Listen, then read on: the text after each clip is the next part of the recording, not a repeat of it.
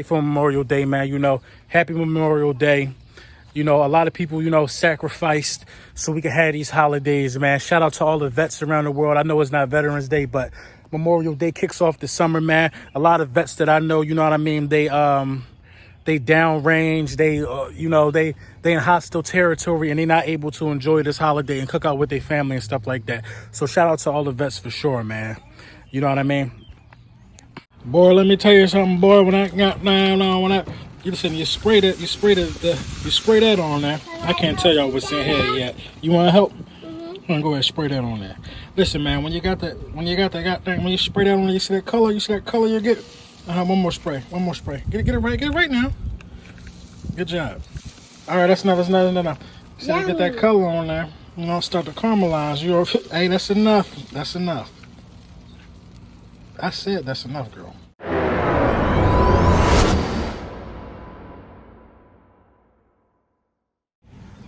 So I got some key things I want to take away from the draft. I think that the draft, it's more to the draft than what we think. Now, everybody's coming back. They backtracking. They doubling down on our draft. They trying to, they got their minds right now. They got their thing back in the proper context. Now they're giving our draft the respect that the draft needs. They're giving our selections the respect that our selections need. Now, we all know about the second round pick, Jalen Hurts, but we're not going to keep dwelling on that. If Carson Wentz does what he got to do and take care of his body, dude will never see the field, period. So I'm not worried about that. I'm excited, though.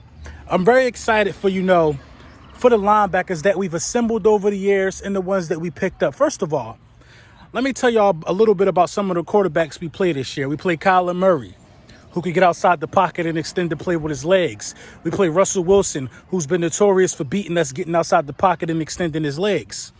We played Lamar Jackson, just won the MVP, ran all over the NFL from the quarterback position. We play an array of mobile quarterbacks, young guys that if they don't see it, they could tuck it and get you 5 yards. Jared Goff ain't no runner, but he's a young dude, could tuck it and get you 5. Jimmy Garoppolo, he could tuck it and get you 5. You know what I'm saying? Ben Roethlisberger, he'll stay in that pocket all day until it's open, and he'll still move around. You know what I'm saying? We play guys like that. Aaron Rodgers, who could tuck it and get you 5. Dak Prescott, who runs the bootleg quite a lot. Daniel Jones, who has underrated athleticism. We knew about this stuff before the draft came. So what do? We go and get a linebacker named Davion Taylor. We go and get one of the fastest linebackers in the draft. Nathan Gary already was a track star, speedster, can't tackle. We go out there and we get guys that we know that if it comes to it, will suit us very well from the linebacker position in terms of spying some of these elusive quarterbacks. Now, I think that was a genius move. We needed help from the linebacker position. We didn't just go out there and acquire. See, it's two types of linebacker.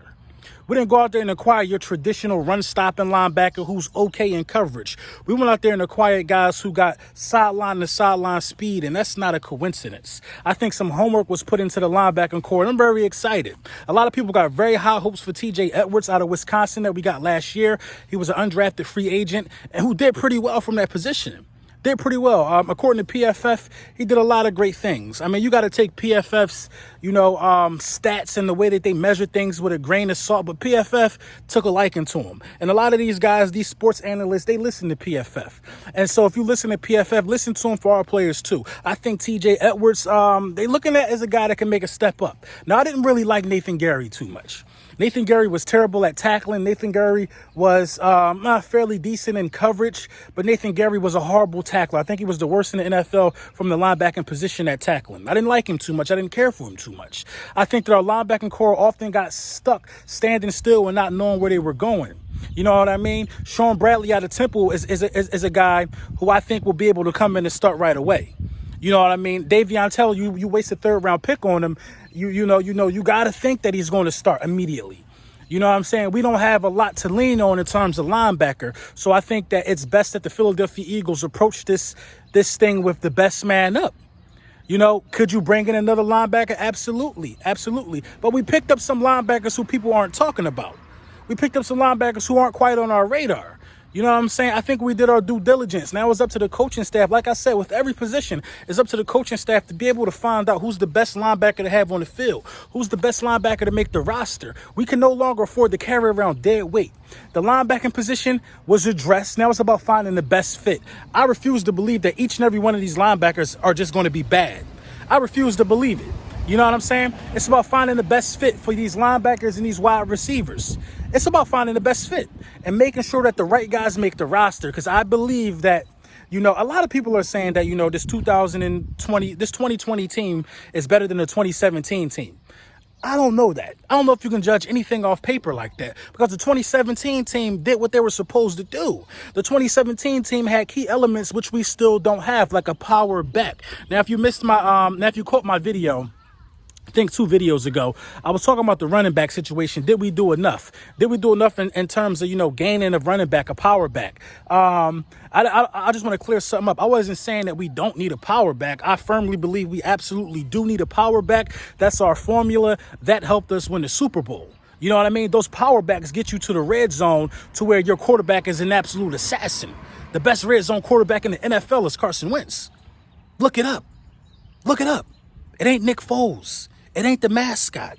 It ain't none of these dudes that everybody want to praise. We could sit here and praise the guy who played for us already. You know what I mean? It's the best red zone quarterback in the game, man. So you use your running backs to kind of run the ball and wheel it down there to get to the 20, and then Carson Wentz will finish that drive off. Now Carson Wentz is going to be able to show guys deep threat ability. You know what I'm saying? All we're missing, in my opinion, is a power back. And I think that the Philadelphia Eagles can potentially be comparable to the 2020 team. We have a nice mix of youth, speed, and veteran leadership on this ball club. And I think the future is bright for us, man. I can't wait for the season to start. But I do believe the Philadelphia Eagles drafted on the defensive side of the ball to offset who we play in the regular season. Let me know what you guys think in the comments.